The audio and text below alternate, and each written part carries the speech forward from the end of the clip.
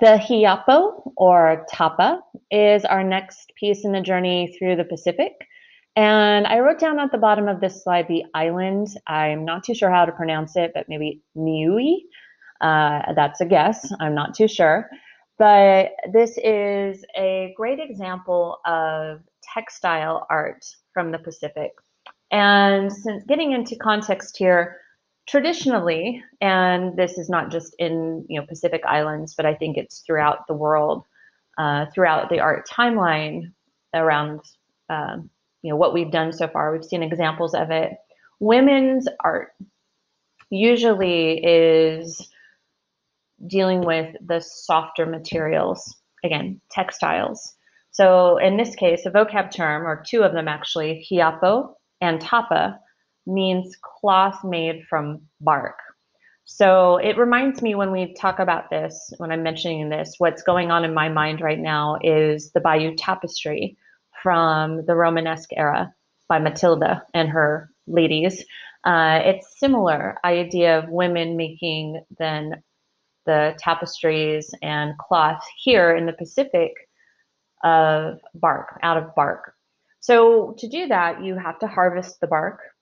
You then, of course, need to soften it. So you pound that bark with some kind of heavy, tool, pound it flat. And then to be able to make it colorful and do your patterns, you have to dye it in whatever color you'd like. And most of the time, you're talking earthy tones. Black is very commonly used, as you're seeing here.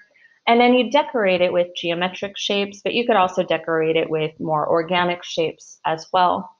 And these tapas would be used in a variety of settings. You could have them used for clothes and bedding or wall hangings, which would be more like domestic use, everyday use.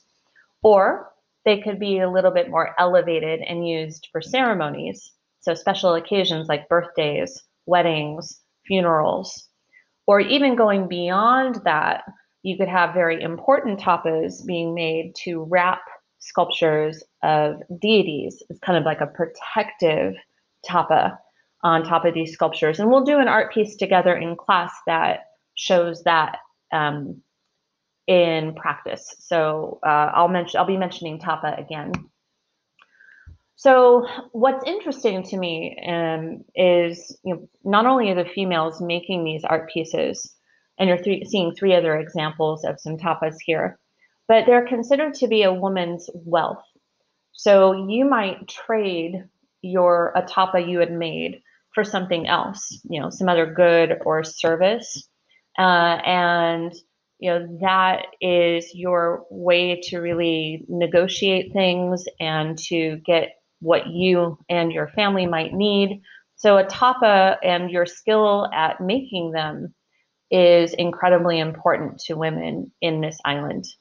So I would definitely make sure you know that. So there's an economic value to these, as well as a sometimes spiritual and or ceremonial value in them. Now, we think, and we're not sure, there's some kind of debate about this. Some people believe that tapas were made on this island for the Niue for a long, long time. And then others think it was brought to that island by Samoan missionaries who came over here with some Christian missionaries around the 1830s. And that is a possibility for sure. I think the one that you have, the one we're looking at, was made in 1850. So definitely after the time that these missionaries came over to the island here. So that's your context. Content is pretty straightforward, and this piece is a beautiful and intricate piece for sure. Got a lot of geometry, circles, rectangles, triangles. Those are seen throughout.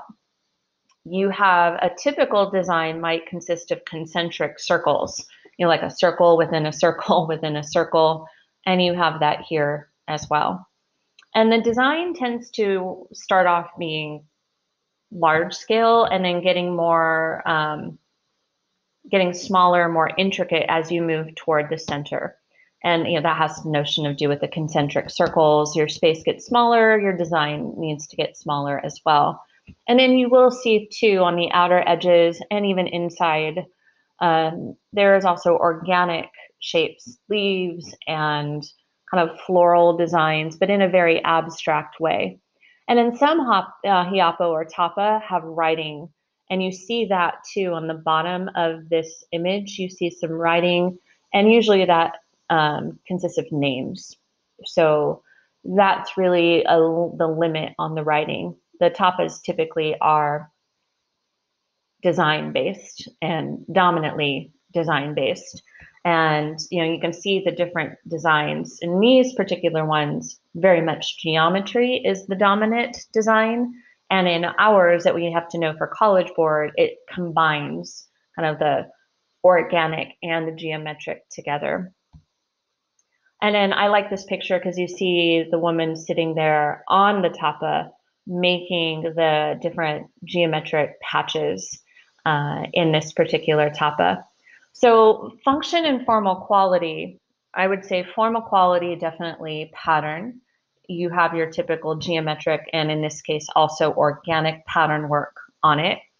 I would say for function here, economic, because it is a female's economic power, that she can use it for trade and getting items or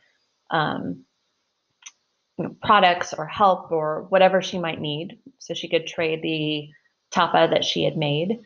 If it is used for a deity, there'd be some sacredness to it and the protection of the sculpture of the deity. But it also could be ceremonial if it's used for birthdays or funerals or those kind of important events. But then they could also be everyday items, for those just bedding and hanging up in the home. So it's a variety of different functions that this could have. But economic being one of the main ones, bit of spiritual and the protection of a deity. And you could say like domestic functions when they're used just in homes, or even ceremonial functions when they're used for those important events. So again, that is the hiapo or tapa from the island of Niue in the Pacific.